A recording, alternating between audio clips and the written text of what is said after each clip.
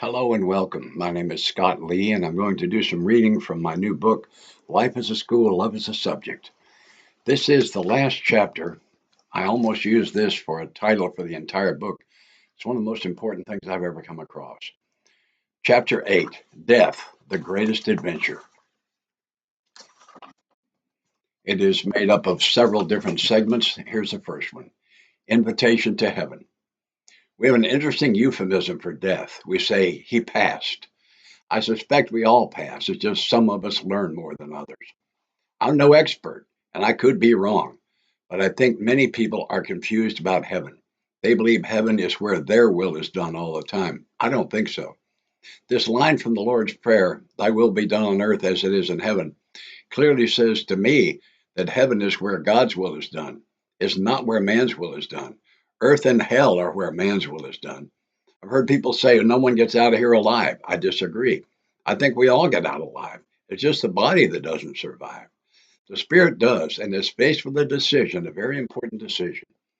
I believe that everyone is invited to heaven, but many will not accept the invitation to live in a place where God's will is continuously done. They go all the way to death, believing that earth life is about getting what they want, and if they can get what they want, they'll be happy. They fail to notice the thousands of times they got what they wanted and were not rendered happy. God has given us free will to do whatever we like here on earth. Please take a good look at the results you've received while running on self will. Are you happy? Are your family members happy with your active focus on your will? Has getting what you thought you wanted made you happy? If you will look closely, you will probably notice, as I did, that getting what you wanted brought you pleasure for a limited time, but never happiness. If your will has not brought you happiness, you may want to invite God to have His will in your life today, starting today, and see what happens. Don't expect your circumstances to instantly improve, although they may. Give it some time, at least a few months. You may not like all of His will. I didn't initially, but over time I came convinced that His will was the best deal that ever existed, even the parts I don't like.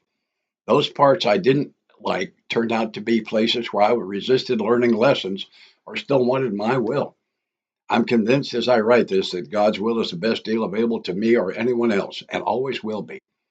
We get to choose or choose not to try to live in His will and get His results today. Some people say if there were really a God, there'd be no wars, famines, etc. Wars and the like are made of man's will, not God's. There are no wars or shortages of anything in heaven where His will is continuously done. Maybe all the residents of hell are continuing to run full throttle after whatever they think will make them happy. In doing so, they constantly harm others and are in continuous thought only of themselves. Sounds a lot like me before I sought His forgiveness, His love, and eventually His will.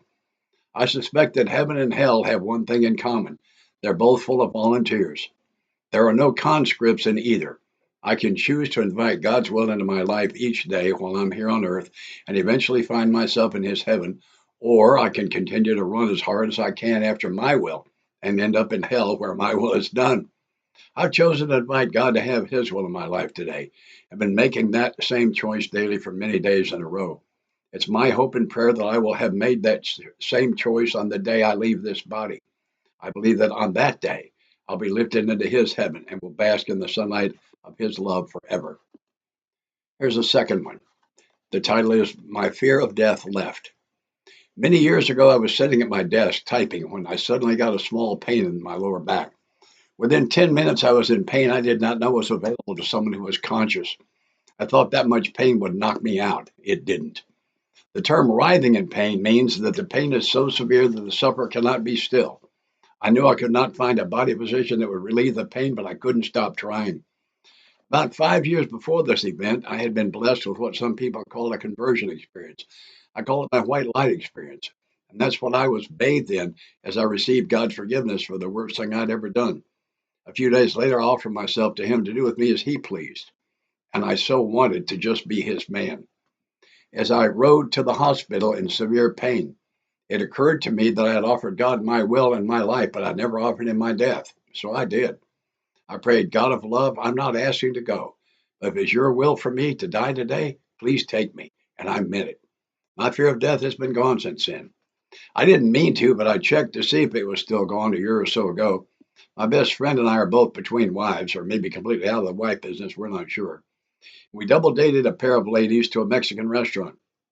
I'm permanently on a liquid diet due to the radiation that saved my life from throat cancer. The radiation shrunk the opening of my throat and buried my epiglottis and scar tissue. However, I've found that I can eat small amounts of ground beef if it's ground very finely and if I mix it in my mouth with a lot of water. I was enjoying a brief enchilada and it was going so well I thought, I bet I could eat a piece of cheese. I lost that bet. The cheese stuck halfway down and wouldn't go either way, and I couldn't breathe. It upset my friends very much. What flashed through my mind was, well, I guess I'm going to die in a Mexican restaurant. My fear of death is still gone. By the way, I finally coughed up the cheese and survived. This one is entitled, I Am Not This Body. I've always thought of myself as this body.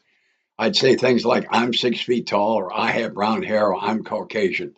All these indicate that I am this body. I am not.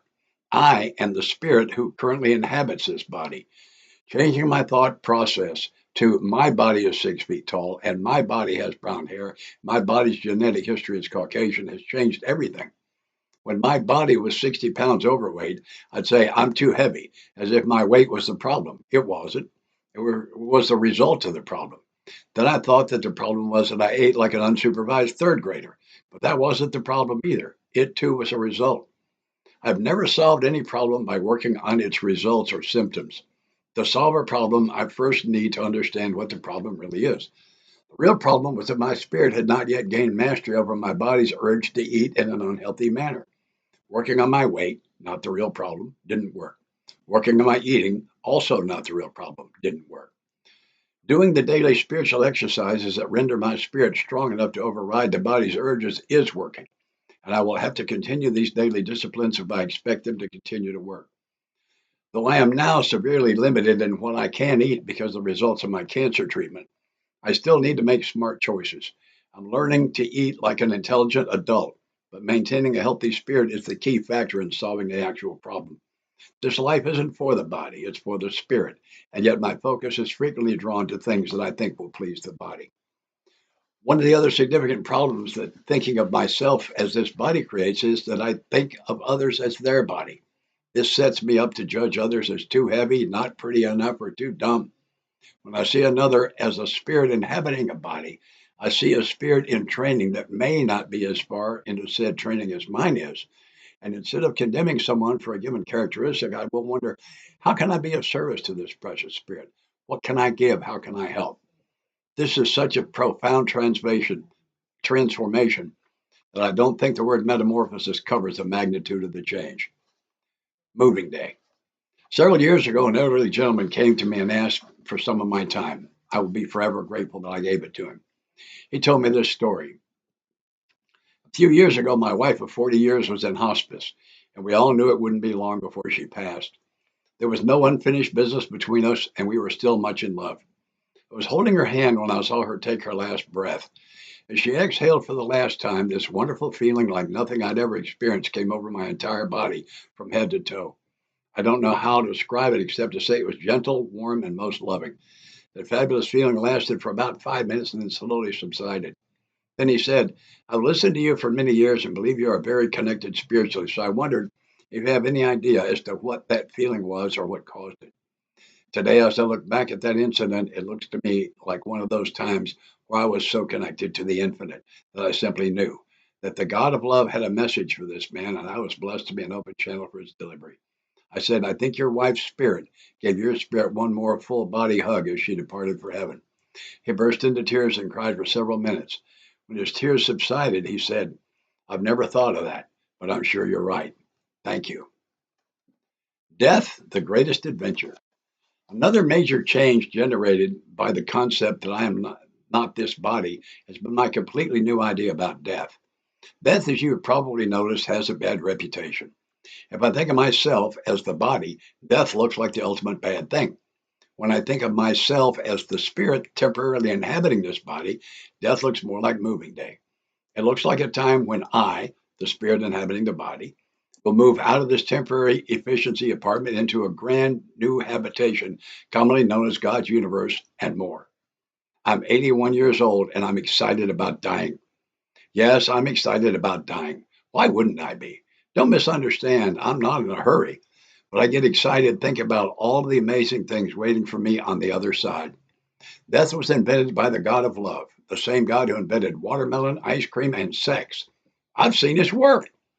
Death, having been invented by God, the God of love, must therefore be good, and is not to be feared, but to be looked forward to as I would any other great adventure or event.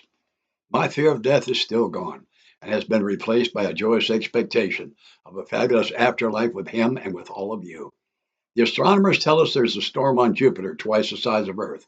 I want to see it up close, and I want to know why it's there.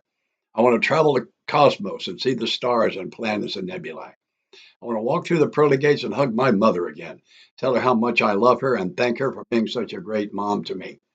I want to thank my father for his love and guidance, and to thank some of my mentors who I'm sure are there: Jerry Crow, John Rusty Bradford, Tom Ivester, Sandy Beach, Don Pritz, Howard Pollins, and many others. I want to breathe the pure air of paradise, to thank the God of love for the marvelous life I was given, to review it with him, hunting for unlearned lessons, unmade amends, and unnoticed blessings. I want to feel the freedom and to bask in the sunlight of God's Spirit and be completely immersed in God's love. By copy of this document, I'm promising my loved ones that when I depart planet Earth on my own personal moving day, if it is allowed by the God of love who presides over us all, I will give each one of you one more full embrace, my soul to yours, for as long as it is permitted. I promise. I hope you enjoyed that. And this book is available on Amazon.com. And thanks for listening.